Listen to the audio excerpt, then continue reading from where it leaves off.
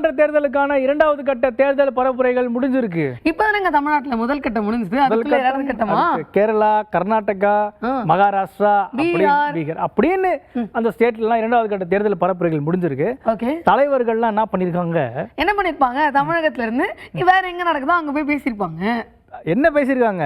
ஓட்டு போடுங்கன்னு பேசியிருப்பாங்க. எதிர்கட்சிகள்லாம் எதுவுமே சரியா பண்ணலன்னு பேசியிருப்பாங்க. பிஜேபி தலைவர்களும் காங்கிரஸ் தலைவர்களும் திரிணாமுல் காங்கிரஸ் தலைவர்களும் தேர்தல் பிரச்சாரம் பண்ணி முடிச்சிருக்காங்க. சோ ஏப்ரல் 26 இரண்டாம் கட்ட தேர்தலுக்கு எல்லாம் ரெடி ஆயிட்டாங்க. தேர்தல் பரப்புரையில தமிழ்நாட்டில இருந்து போன தலைவர்கள் அண்ணாமலை அவர்கள் கர்நாடகா எலெக்ஷன்ஸ்க்கு பிரச்சாரம் பண்றாரு. கர்நாடகா, கேரளா ரெண்டு இடத்துலயும் பண்ணிருக்காரு. அங்கேயும் வந்து வயநாடு தொகுதி இருக்கு இல்லையா, ராகுல் காந்தி அவர்கள் எம்பிஆர் இருந்தார் இல்லையா, அந்த தொகுதியில காங்கிரஸ்ல இருந்து செல்வ பெருந்தகை அவர்கள் பண்ணிருக்கிறாரு. மக்கள் எல்லாம் நேர்ல போய் மீட் பண்ணி பாருங்க, ஆல்ரெடி பிஜேபிக்கு ஓட்டு போட்டு டவுட்டுங்க. அவரு செல்வ பெருந்தகை அவர்களுக்கு அந்த கேரளா மக்கள்லாம் இவரை தெரியுமா, தலைவர் புதுசா இருக்காரு, நான் பார்த்ததே இல்லையன்ற ஃபீல் வந்துருமே. என்னதான் புதுசா இருந்தாலும் அந்த கட்சி துண்டு இருக்கு இல்லையா, அவங்கதான் அப்படின்னு கண்டுபிடிச்சு. கூட வித்தியாசம் என்னது, மத்த காங்கிரஸ் கட்சி துண்டுலாம் கொஞ்சம் நார்மலா இருக்கும், இவர் வித்தியாசமான ஒரு காங்கிரஸ் துண்டு போட்டு வருவாரு. தலைவர்ல கண்டுபிடிச்சிருவாங்க வித்தியாச துண்டு. அந்த மாதிரி எல்லாம் பேசி எல்லார்கிட்டயும் போய் நேராவே பேம்ப்ளெட் கொடுக்குறாரு, போயிட்டு கொடுத்து அப்படி ஒரு பிரச்சாரம் பண்ணிருக்காங்க. இந்த இரண்டாவது கட்ட பிரச்சாரத்துல பிரதமர் மோடி அவர்கள் பிஜேபியில, நட்டா அவர்கள், அமித்ஷா அவர்கள் எல்லாரும் பிஜேபில இருந்தே தானே. ஆமா, அதாங்க சொல்லல, இவங்க எல்லாம் வந்து பிரச்சாரம் பண்ணிருக்காங்க. இந்த பக்கம் காங்கிரஸ்ல இருந்து ராகுல் காந்தி அவர்கள், மல்லிகார்ஜுன கார்கே அவர், அப்படி சொல்லுங்க தலைவர். ஓகே, மல்லிகார்ஜுன கார்கே அவர்கள், ராகுல் காந்தி அவர்கள், பிரியங்கா காந்தி அவர்கள், பிரகாஷ் ராஜ் அவர்கள், நடிகர் சுரேஷ் கோபி அவர்கள், திருச்சூர் வேட்பாளர். ஆமாங்க, தீனா படத்துல ஆதிகேசன் அவர் தானே, அவரு ஐ பட வில்லன் கூட அவர் தானே. ஆமாங்க.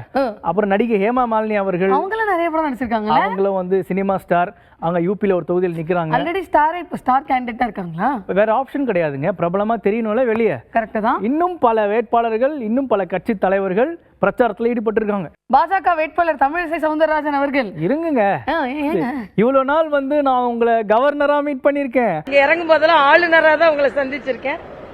இப்போ முழு நேர அரசியல்வாதியா சந்திப்பதில் மிக்க மிக்க மகிழ்ச்சி. அதாங்க, இப்போ இந்த வாக்காளர் பட்டியல்ல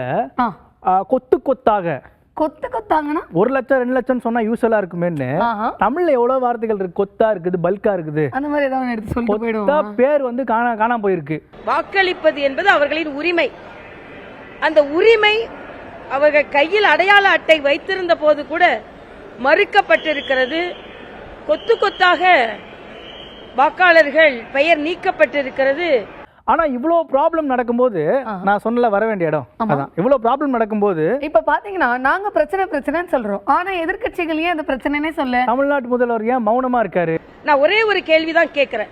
வாக்குரிமை பறிக்கப்பட்டால் திராவிட முன்னேற்ற கழகத்தை சார்ந்தவர்களும் திராவிட முன்னேற்ற கழகத்தை சார்ந்த கூட்டணி கட்சிகளும் ஏன் மௌனம் சாதிக்கிறீர்கள்? மக்களின் உரிமையை பெற்று தருகிறோம், எங்க உரிமையை விடவே மாட்டோம். நாங்கள் உரிமை எல்லாரும் பறித்துக் கொண்டிருக்கிறார்கள், மாநில உரிமையை நாங்கள் மீட்டு எடுத்துக் கொண்டிருக்கிறோம் என்று சொல்லும் முதலமைச்சர் அவர்கள் மக்களின் ஜனநாயக உரிமை பறிக்கப்பட்டிருக்கிறது, ஏன் ஒரு வார்த்தை கூட சொல்லவில்லை? ஏதோ தோல்வி பயத்துலதான் 1 லட்சம் ஓட்ட காணோம், இவ்வளவு ஓட்ட காணோம்னு சொல்லப்படுறதா ஒண்ணு சொல்றாங்களே. தோல்வி பயம்லாம் இல்ல, எல்லாரும் வெற்றி பெறதான் போறோம்.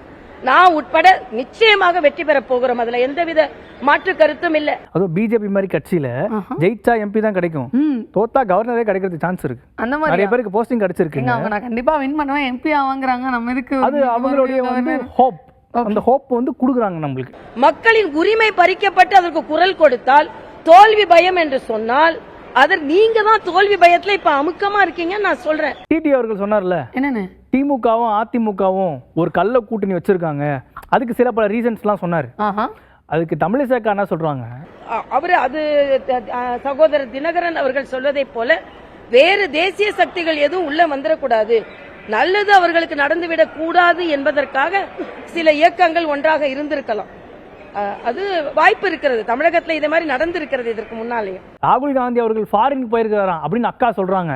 காங்கிரஸ் வேண்டும் என்றே, இன்னும் சொல்ல போனா அதுக்கு எதிர்த்து சொல்றது கூட ராகுல் காந்தி இங்க இல்ல, எங்க போயிருக்காருன்னே தெரியல, வெளிநாடு போயிட்டாருன்னு சொல்றாங்க. ஆனா பாத்தீங்கன்னா ராகுல் காந்தி அவர்கள் கேம்பெயின் தான் பண்றாரு இந்தியாக்குள்ள. அப்ப அக்கா அவர் பேச்சு கூட இங்க அவர் போனார் தானே அப்படின்னு கன்ஃபார்மே பண்ணாம சொல்லிட்டாங்கல்ல. சோஷியல் மீடியா டிவி எல்லாம் யூஸ் பண்ணிருக்க மாட்டாங்க போல. ஒரு தேர்தல் நடக்கும் போது நாட்டு மக்களோடு நிற்க கூட முடியாத ஒரு தலைவரை வைத்துக் கொண்டு காங்கிரஸ் இன்று மரியாதைக்குரிய பாரத பிரதமரை குறை கூறுகிறது என்பதுதான் வேதனை. முன்னாடி தேமுதிக என்டிஏ கூட்டணியில இருக்கும் பொழுது அவார்டு வாங்குறவங்களோட பேர் வந்து அனௌன்ஸ் பண்ணிருந்தாங்க, விஜயகாந்த் அவர்கள் பேர். ஆமா, விஜயகாந்த் அவர்களுக்கு பத்மபூஷன் கொடுக்கறதா சொல்லியிருந்தாங்க. இப்ப பார்த்தா கொடுக்கலையா அவங்களுக்கு அப்படின்னு ஒரு கேள்வி வரும்பொழுது விஜயகாந்த் அவர்களுக்கு கொடுக்க வேண்டிய முழு மரியாதை கொடுக்கப்பட்டிருக்கிறது. ஒரு ஃபேஸ்ல தான் அறிவிப்பாங்க. இப்போ வந்து நீங்க என்ன நினைச்ச கூடாது, அவங்க வந்து அதிமுக கூட்டணியில இருக்காங்க அதனாலதான் பத்ம விருது கொடுக்கல நினைச்ச கூடாது. அடுத்த ஃபேஸ்ல தருவாங்க விருது. எத்தனை ஃபேஸ்ங்க? கரண்ட் மாதிரி 3 ஃபேஸ் இருக்குது போலயே. எலெக்ஷன் 7 ஃபேஸ் இருக்கு. எலெக்ஷன் வேற, அவார்டு விருதுகள் ஒரு 4-5 ஃபேஸா கொடுத்தா நல்லா இருக்கும்னு நினைச்சிருப்பாங்க என்னமோ. அதனால அப்ப கண்டிப்பா கேப்டனுக்கு அவார்டு கொடுக்க போறாங்க, அப்படிதானே? அனௌன்ஸ் பண்ணோம்னா கொடுப்போம் அப்படிங்கிறாங்க. அவர் மீது மிகுந்த அன்பு வைத்திருக்கிறார் மரியாதைக்குரிய பாரத பிரதமர். நாங்களும் சகோதரர் விஜயகாந்த் மீது மிகுந்த அன்பு வைத்திருக்கிறோம். திருச்செந்தூர்ல இருந்து டிடிவி அவர்கள் இருக்காரு.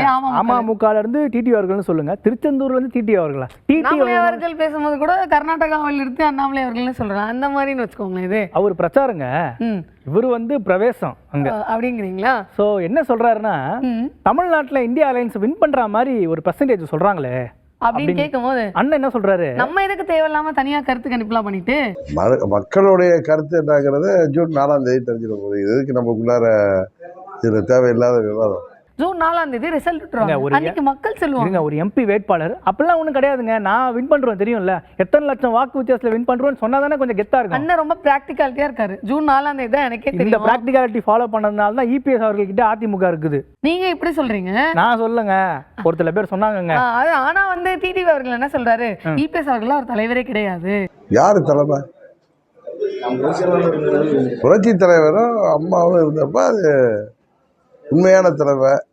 இப்ப கட்சி அபகரிச்சு வச்சிருக்கீங்களா தலைவர் ஆக முடியுமா என்ன? அவரா தலைவர்னு போட்டுக்கிட்டு அது தலைவர் ஆக முடியாது.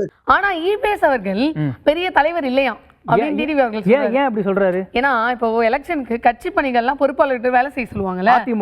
அதிமுகல வந்து யாரும் சரியா வேலையே செய்யலையா. இவர் அமமுகல அதெல்லாம் அப்படி இவருக்கு தெரியுது, அதெல்லாம் சொல்லுவாங்க. எவ்வளவு பலவீனமா இருக்குன்னு தெரியும்.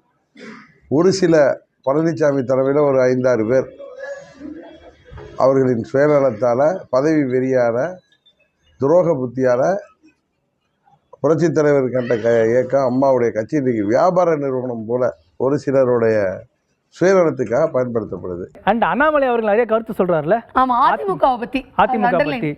ஏன் அதிமுக பத்தி அண்ணாமலை அவர்கள் பேசுறாருன்னா, அம்மாவின் இயக்கம், தலைவருடைய இயக்கம், அது நல்ல உண்மையான தொண்டர்களிடம் சேர வேண்டுங்கிறதுனால தான் அன்னைக்கு தேனியில் வந்தப்ப இந்த தேர்தல் ஜூன் 4க்கு அப்புறம் அது டிடிவி தினகரன் மூலம் உண்மையான தொண்டர்களில் போய் சேருன்னு சொன்னார். ஆனால் ஒரு வார்த்தையிலையும் வந்து அண்ணாமலை அவர்கள் அவர் வந்து நல்லதுக்கு தான் சொல்லுவார்.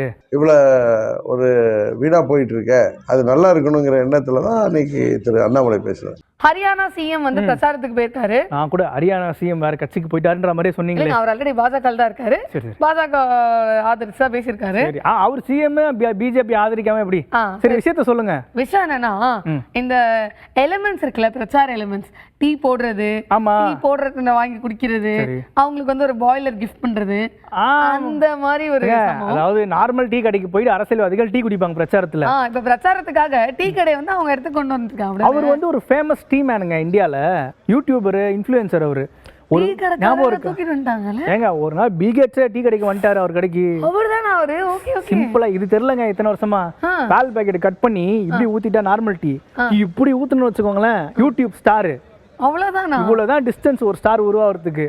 அந்த மாதிரி போட்ட அவரை கூட்டு வந்து டீ போட்டு காட்டுறாரு. பாருங்க நீங்க சார், நீங்க என்ன ஆத்துறீங்க, நான் ஆத்திரம் பாருங்க ஒரு ஆத்துண்டு டீ. எங்க டீ போட்டு இப்படி பண்ணி ஒரு மாதிரி மேஜிக் எல்லாம் பண்ணி அந்த டீ நார்மலா தான் இருந்து வச்சுக்கோங்க. கண்டிப்பாக இஞ்சிலாம் அடிச்சு போட்டுருப்பாரு போல, அது ப்ராசஸ்லாம் காமிச்சாங்க. அதுதாங்க அங்க எலிமெண்ட். இஞ்சி போட்டா டீ நல்லா ஆயிடும். டீ வந்து நார்மலா ஆத்தி இப்படி கொடுத்துட கூடாது, அதை ஒரு ஜக்ல ஊத்தி அந்த ஜக்ல தான் கப்புல ஊத்தணும்.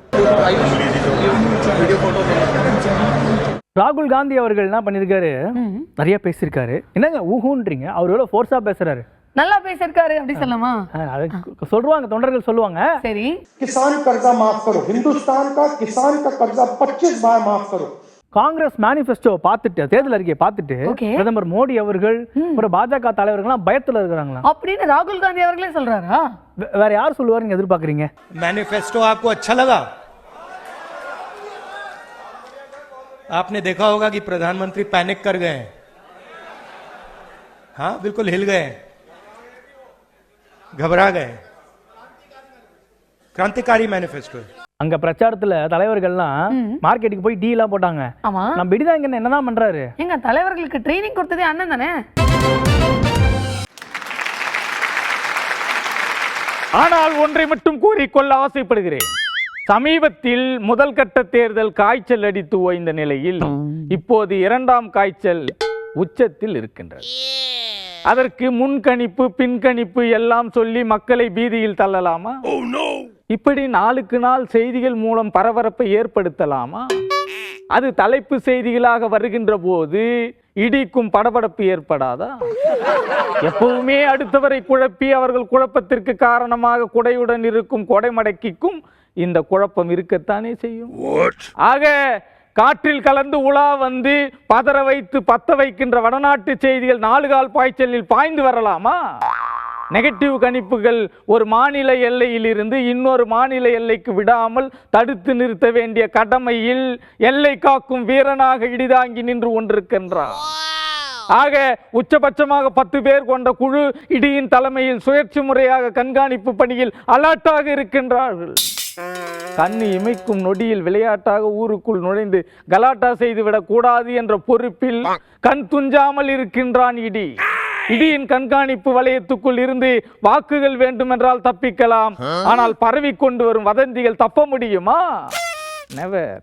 ஆக சமூக பிரச்சனை, அரசியல் பிரச்சனை எல்லாவற்றையும் மூட்டை கட்டி வைத்துவிட்டு சாப்பாடு, சம்பளம், வேலை, குடிநீர், குடியிருப்பு, அடிப்படை வசதிகள் எதை பற்றியும் பேசாமல் என்னுடைய அஜெண்டா படி எல்லோரும் பேசினால்தான் அண்டா பிரியாணி நம் வசமாகும்.